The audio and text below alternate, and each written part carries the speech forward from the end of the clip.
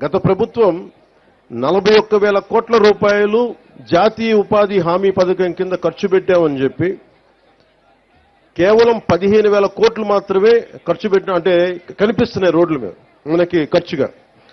రోడ్లు కానీ సగటు మనకి అవసరాలు కానీ మౌలిక అవసరాలు కానీ ఏమీ చేయలేకపోయారు.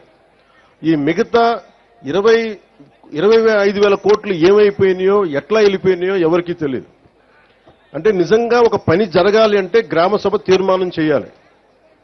పంచాయతీ రాజ్ వ్యవస్థని బలోపేతం చేయడానికి ఇది ఆంధ్రప్రదేశ్కి కాదు భారతదేశానికి వెన్నెముక పంచాయతీ రాజ్ వ్యవస్థ. అందరూ నన్ను హోమ్ తీసుకోమని ఒకటే కోరుకున్నా. నేను అన్నా హజార్ అంటే పడి చచ్చిపోయాను చిన్నప్పుడు. మీకు తెలుసు చిరంజీవి గారి సినిమా రుద్రవేణి సినిమా కూడా ఉంటుంది. అది అన్నా హజారే గారి ప్రేరణతో తీసింది.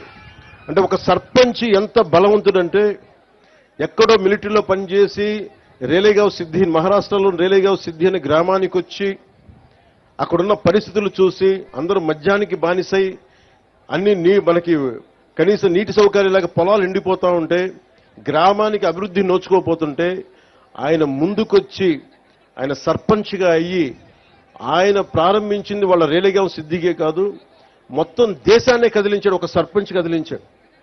అది కూర్చోబెట్టి లోక్పాల్ బిల్లు కానీ ఈ రోజున సమాచార హక్కు చట్టం కానీ ఇవన్నీ ఆయన నాయకత్వంలో జరిగినాయి. అంటే ఒక సర్పంచ్ తలుచుకుంటే దేశాన్ని కదిలించగలిగే శక్తి ఉందనేది మన గ్రామాలు చూపించినాయి.